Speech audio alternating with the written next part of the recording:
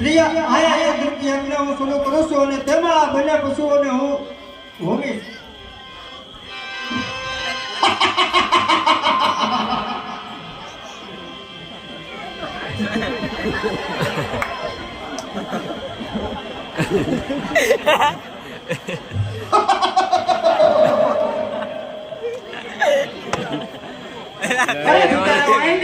શા માટે વ્યક્ત વચનો બોલી રહ્યા છો? વિષ્ણુ અને શંકર વગેરેને છોડી એવા રાક્ષસ રૂપને શા માટે પતિ બનાવું? હું કોઈને પતિ બનાવવા ઈચ્છતી નથી. સર્વ શાસન મારો અધિકાર છે. આ પેલા અનેક શુભ અને નિદુપને જોયા છે. આ પેલા અનેક દાન્ય અને દાતો મોતને ઘાટ ઉતાર્યા છે. માટે અહીંથી ખસી જાઓ અથવા મારા સામેથી ભાગી જાઓ અથવા લડવા માટે તૈયાર થઈ જાઓ.